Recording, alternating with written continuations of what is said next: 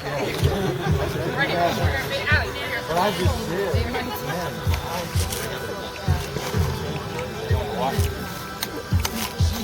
Do not fly list anymore.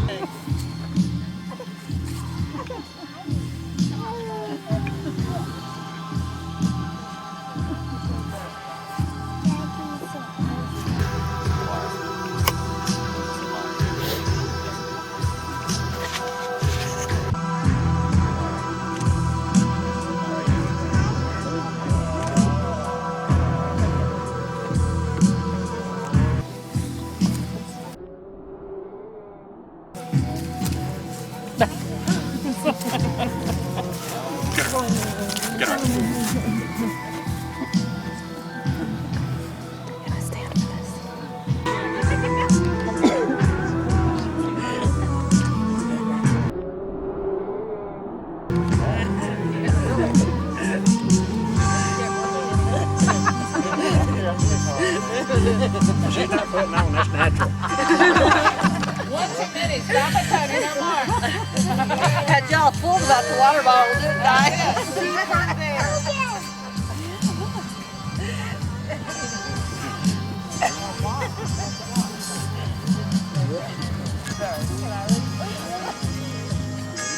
I wish I could get you and the girl something nice for work.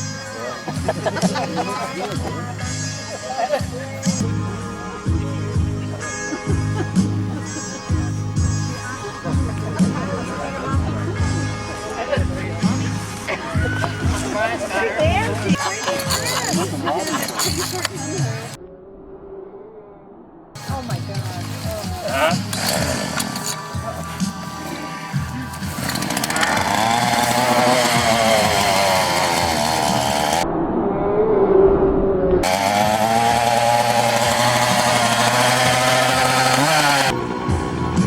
It helps to get paid help.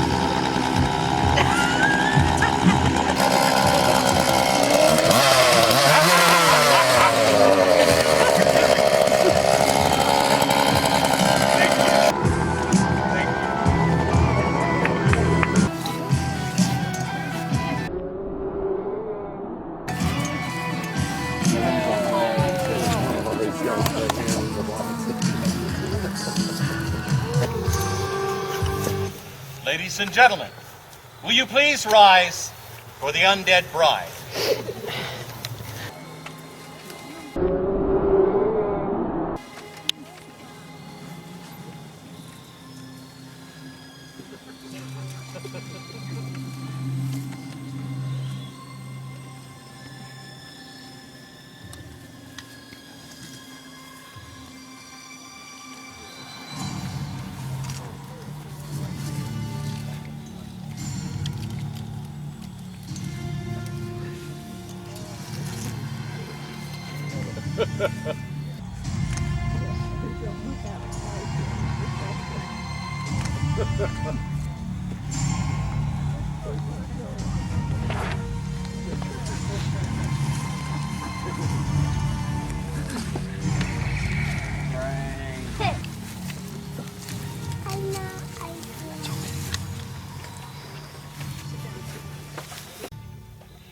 Dearly beloved, pardon me, dearly departed, we welcome you, one and all, to this disturbing display of decay and devotion.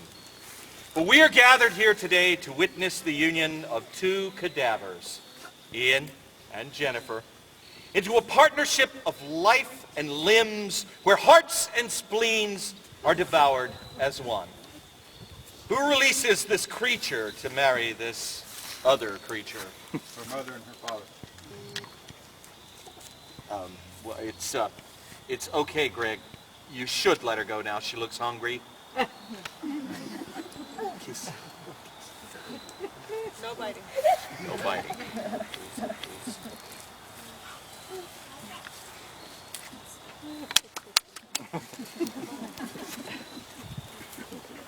Please be seated. Ian and Jennifer, this is the time you have chosen to become husband and wife. You are here this day to profess before all the world your intention to shamble through the realm of undeath together. We are here not only to witness your commitment to each other, but also to wish you both every happiness this union brings, and offer you our brains and encouragement in this moment as you pledge your faith to one another. We do hope that despite the stresses and chainsaws inevitable in any undeath, your love, respect, and understanding of each other will increase your contentment and heighten your joy in shambling. Ladies and gentlemen, in all seriousness, within its framework of commitment and loyalty, the union of marriage enables the establishment of a home where, through trust, patience, and respect, the love and affection which you clearly have for each other may continue as a deep and lasting relationship. Ian and Jennifer, love is not always easy. It takes work and dedication from both sides. Remember this as I speak the words of the poet Khalil Gibran. You were born to be together, and together you shall be forevermore. You shall be together when the wings of death scatter your days. Aye, you shall be together even in your silent memory. But let there be spaces in your togetherness, and let the winds of the heavens dance between you. Love one another, but make not a bondage of love. Let it rather be a moving sea between the shores of your souls. Fill each other's cup, but drink not from one cup. Give one another of your bread, but eat not of the same loaf. Sing and dance together and be joyous, but let each of you be alone. Even as the strings of a lute are alone, they quiver with the same music.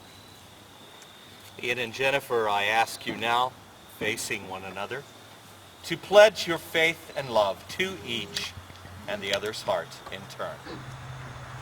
Ian, do you take Jennifer to be your lawful wedded wife, thus to live together in the union of matrimony? I do.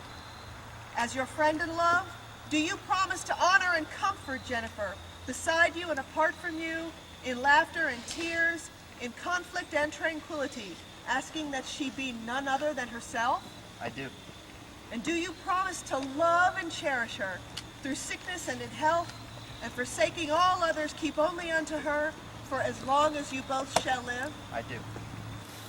Jennifer, do you take Ian to be your lawful wedded husband, thus to live together in the union of matrimony? I do.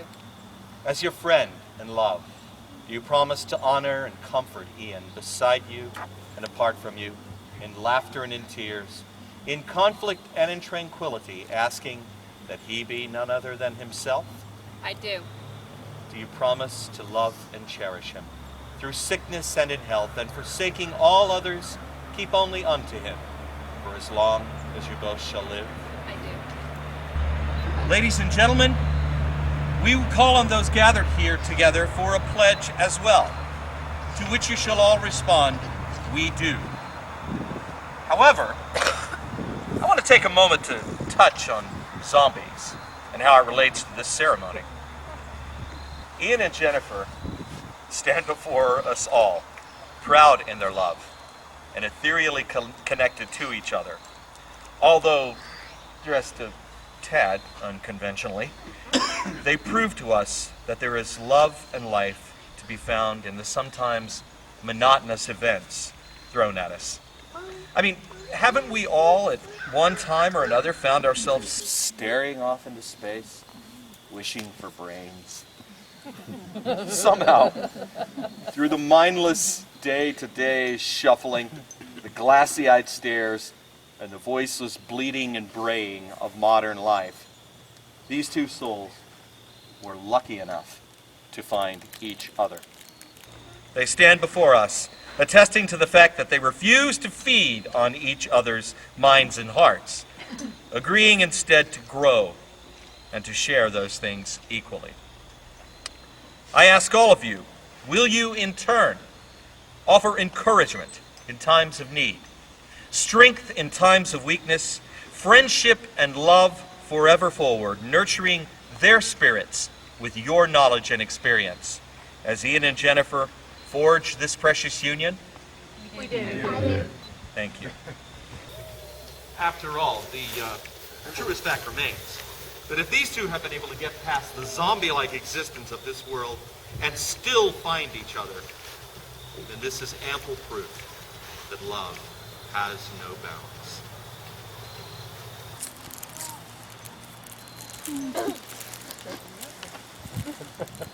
Ian and Jennifer, I am bound to remind you of the solemn and firm nature of the relationship into which you are about to enter. Marriage is never to be entered into lightly. It is the voluntary commitment of two people to one another, to the exclusion of all others, and is entered into with the desire, the hope, and the firm intention that it will last for a lifetime and into undeath. Good people, with the words we shared earlier, and by the hungry way they are looking at each other in this moment, these two souls are now united as one. We would advise you all at the end of this ceremony to run for your lives. This being said, we now ask you, Ian and Jennifer, to speak with a voice as true as your heart's love, the vows that you have written for each other for this day. Ian? Even the undead need reading glasses. Rotting eyeballs. Rock eyeball. And I'm not good at reading stuff, so I apologize. Jennifer, 6 years ago to the day, I made a choice that ushered in a change to my life that, unbeknownst to me, was both wanted and needed. A choice that seemed frivolous at the time, but ultimately entwined my life with another. It's hard to lay a finger on what caused our serendipitous meeting. However, if pressed on the matter, I would say that there was no chance in our meeting. We have been inextricably linked for longer than we've known, wandering souls fated to find one another. With you, I slowly emerged from my deeply wounded and scarred state of mind. Life began to have purpose and meaning again. Smiles could emerge, laughter could erupt, and motions could take root. By no means was this a quick process, but the resultant slow boil provided me time to contemplate and ultimately realize the affection I had for you. Through it all, you have been my rock, my stalwart companion, providing strength when I was weak, understanding when I was confused, and love when I felt undeserving. We are two sides of the same coin, each playing off the strengths and weaknesses of the other. Together we are a cohesive whole, coalescing our souls to stand against both the best and worst that life can provide. And beyond all of these other precious gifts you have delivered to me, there is one that stands above. Zoe is our finest creation, a physical embodiment of our mutual love and a blank slate on which to impart our morals, ideals, and outlook. The two of you are the most wondrous thing that has ever happened to me, and not a day goes by that I don't extend my appreciation to the ether for having you come into my life. Without you, there is no us. Without us, there is nothing. I may enjoy teasing you about my decision not to take that kitten. There's a story there. I may grumble at times out of frustration. I may have my somber and sullen moods, but know that beneath it all, no matter how glum or detached I may appear, my love for you has never faltered, and there's nowhere I would rather be. Thank you. Glasses.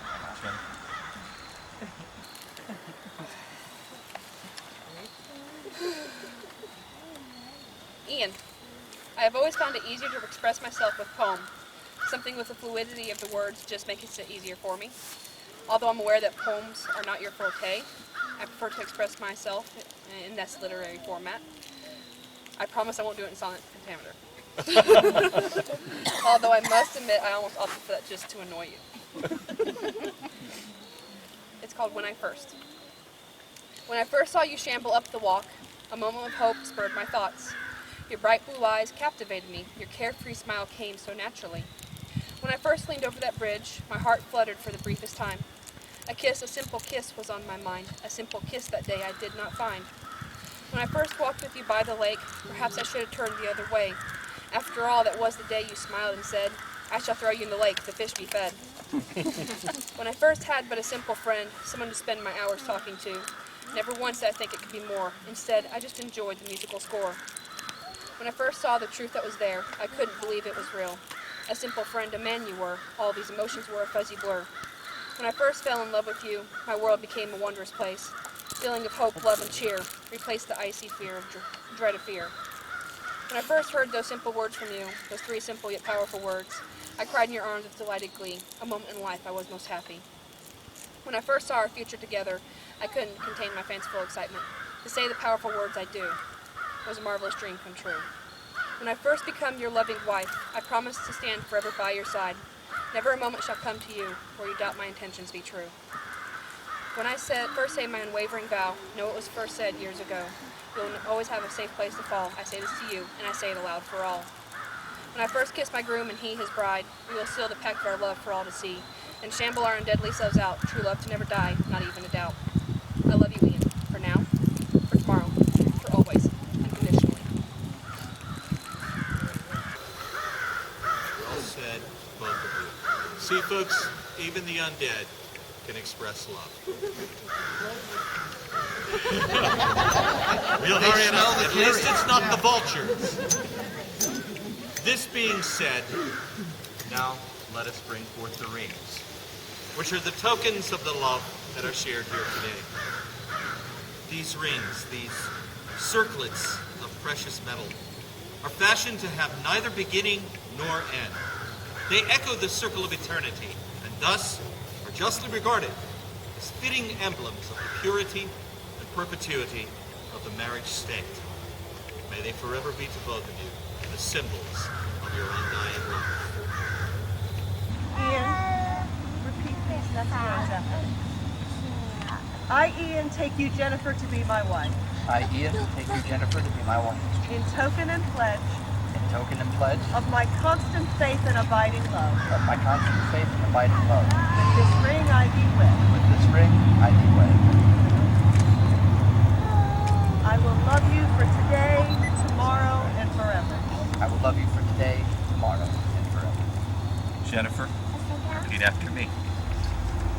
I, Jennifer, take you, Ian, to be my husband.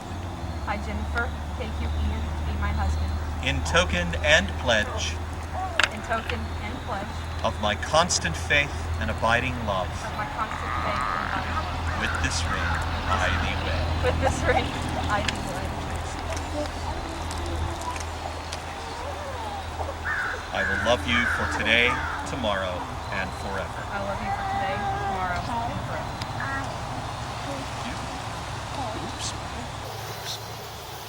Ladies and gentlemen, in ancient times, most unions were sanctified by a simple hand-fasting ceremony. Today, we build upon this tradition. Ian and Jennifer, with your hands joined, notice, this cloth symbolizes so much. It is your life, your love, and the eternal connection that the two of you have found with one another. The ties of this hand fasting are not formed by this cloth or even by the tie connecting them. They are formed instead by your vows, by your pledge, your souls, by your rings, and by your two hearts, now bound together as one.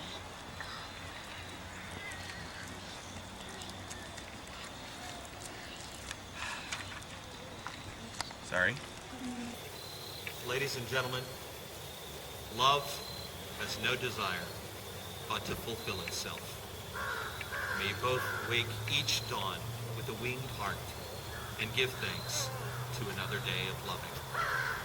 With these vows spoken, we are now very pleased and very proud to pronounce you husband and wife.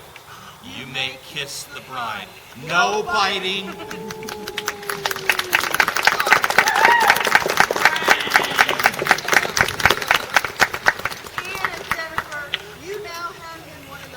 A safe place to fall, and the beginnings of a horde with which you can hunt the rest of us down. Ladies and gentlemen, let us now celebrate this union as we greet for the first time Mr. and Mrs. Ian and Jennifer Hettenhouse.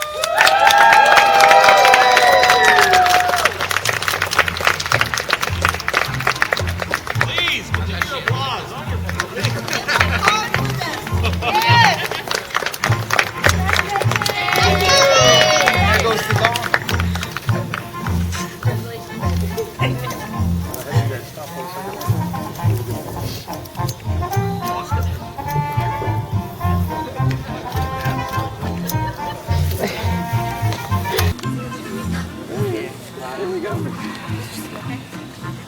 Lost it? No, I think you have to open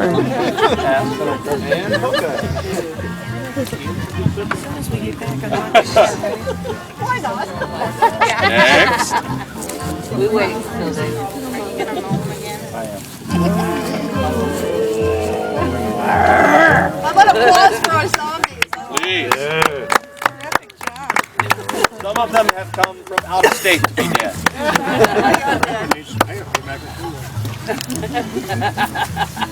He's got one of them Mexican jumping things.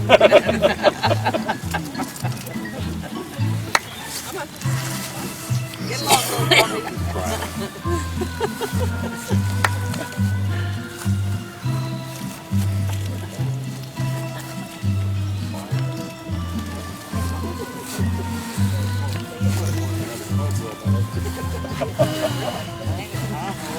I think one of the zombies caught on fire. Ladies and gentlemen, the bride, the groom, their parents, and the wedding party will now be taking a few photos here. We ask their family members to stay with us, but the rest of you, please feel free to step inside and enjoy refreshments. We'll join you as soon as the photos are done. God bless you all, and thank you so much for joining us today. Thank you. Good job.